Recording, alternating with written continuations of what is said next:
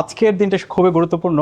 আজকে আমাদের সবচেয়ে বড় ইভেন্ট অক্সফোর্ড ইউনিয়নে। যুক্তরাজ্যের ঐতিহ্যবাহী অক্সফোর্ড ইউনিভার্সিটি ইউনিয়ন অনুষ্ঠান শেষে বৈষম্য বিরোধী ছাত্র আন্দোলনের অন্যতম সমন্বয়ক এবং কুমিল্লা ৪ আসনের সংসদ সদস্য হাসনাত আব্দুল্লাহর মিডল ফিঙ্গার প্রদর্শনের একটি ছবি সামাজিক যোগাযোগ মাধ্যমে ভাইরাল হয়েছে। ফ্যাসিবাদী বিরোধী প্রতিবাদ হিসেবে এই বিতর্কিত ও সাহসী অঙ্গভঙ্গিটি প্রদর্শন করেছেন বলে ফেসবুক সহ বিভিন্ন সামাজিক মাধ্যমে দাবি করা হচ্ছে।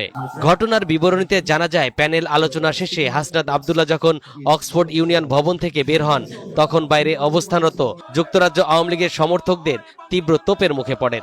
সেখানে উপস্থিত আওয়ামী লীগের নেতাকর্মীরা হাসনাত আব্দুল্লাহকে উদ্দেশ্য করে নানা স্লোগান ও উস্কানিমূলক আচরণ করতে থাকেন। এই চরম উত্তেজনাকার পরিস্থিতির মুখে গাড়িতে চড়া হাসনাত আব্দুল্লাহ বিক্ষোভকারীদের উদ্দেশ্যে মিডল ফিঙ্গার প্রদর্শন করেন।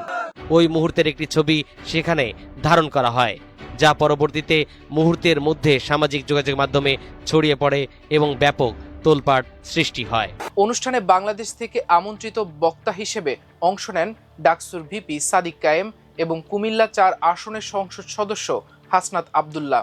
বিশ্ব রাজনীতি, গণতন্ত্র ও মুক্তচিন্তার অন্যতম ঐতিহাসিক এই মঞ্চে দাঁড়িয়ে সাদিক কায়েম তুলে ধরেন ২৪শে জুলাইয়ের সেই উত্তাল দিনগুলোর কথা, যে আন্দোলনে শত শত তরুণ তরুণী রাজপথে নেমেছিল, যে আন্দোলন বদলে দিয়েছে বাংলাদেশের রাজনৈতিক ইতিহাসের গতিপথ।